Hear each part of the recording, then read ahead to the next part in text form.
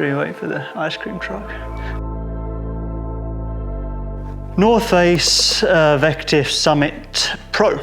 So this is the exact same shoe that I wore last year, and it's the exact same shoe you can buy online, so it's a completely standard shoe. I actually wore a new pair for the race, which I don't think I'd do again. It's always nice to break a shoe in a little bit. I was relatively confident that they'd be broken in after the first 5K running anyway, but I got given a new colour a few days before, and I don't know, they looked snazzy in orange.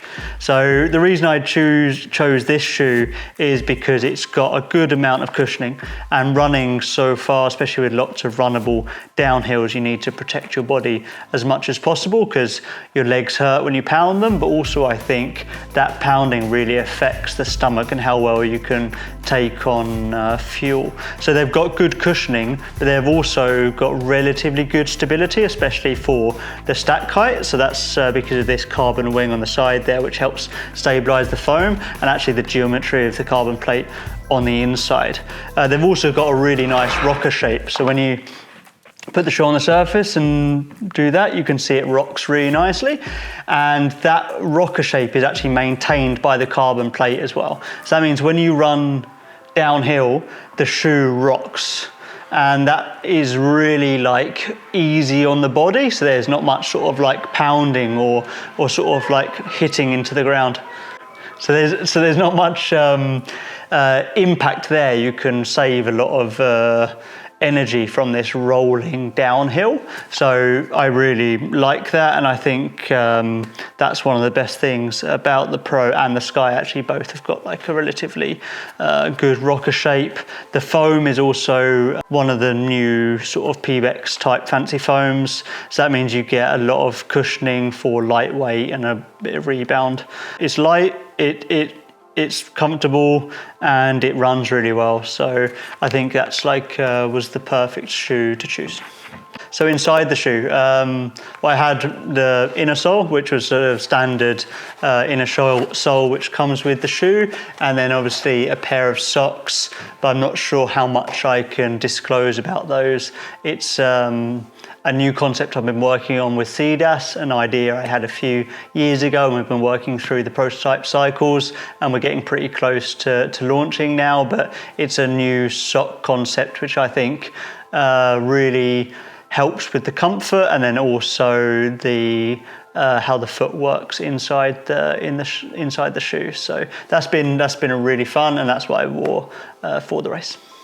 Race vest. So I wore North Face race vest, and I made a few personal changes just because, I don't know, that's what I like to do. I like to get sewing in the weeks before a race and make a few customizations. One of the main ones was adding a quiver and then just sewing a few bits here and there just to make the stuff fit nicely in the bag for what I had to carry, because there's quite a lot of mandatory equipment with CCC, and to make sure that it sits close to your body, it doesn't bounce, and the vest is just really comfortable to have on as if you're not wearing anything at all, is really important. So I sew a few things up here and there, and that will change depending on the race. But yeah, it was a North Face vest, and then I had everything required in there except for the mobile phone. We had to use a smartphone this year, so I used my wife's mini iPhone, which I actually had in the short pockets, and there's some pockets around the shorts where I had like a few gels, put my rubbish, stowed the sunglasses every now and then, and yeah, just kept like the salt tabs in there and stuff. So most of the gear was kept in the race vest, but then I also had some storage in the shorts that I used as well. Poles I used, I'm not sure of the name, but they're the Lecky lightest weight race poles with the shark tops. So you use the hand gloves, and they are really light and really stiff and nice to use. I mean, it's crazy actually how light they are. And then I use the hand thing that you put on the hand and then you clip that on. So that means they're really easy to take on and off. So I'll be wearing that pretty much through the entire race, but I did take it off for the really long downhill through fully towards Champay, because it's always nice to sort of take something off your hands if you're not going to use them for so many hours. And then the only customization I did was I removed the mud or snow basket. It wasn't due to be that muddy, and that made it slightly easier to get in and out of the race vest. So that was a slight modification. Not that I do to the poles all the time, because that basket is really helpful, especially if it is a little bit of snow or mud on the course. But apart from that, they're pretty much the standard pole you can buy. We will maybe look up the name so people know what they're called. Same for legs?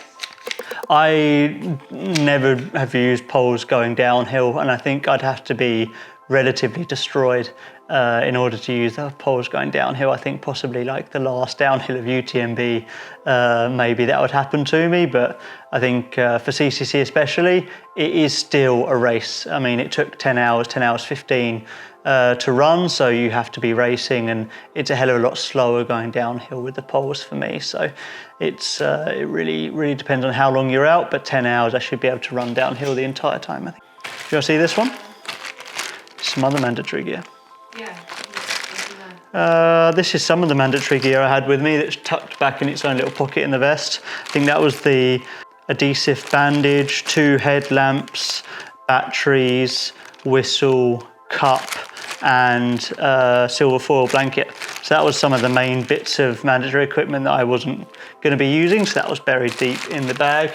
And then got the headphones. These are the Shocks bone conducting headphones I use, just because it's a lot nicer to have the ears free and the sound quality is still pretty good. So that was sort of like as if you're not wearing anything at all. And then sunglasses, I used the Albon, whatever they're called, but they're photochromic lenses. That means they change when they've got light and dark, which is actually really helpful, especially for the last descent, because we were a week later this year than last year, I think. So the sun was setting a little bit earlier, and it was getting a little bit darker on that last descent into Chamonix. I did take the glasses off, but then I know how annoying it is if you get one of those tiny little flies stuck in your eye, especially after running all day. So I put the glasses then back on, but because the lenses changed to being slightly clearer, it meant that it didn't get too dark running down through the woods.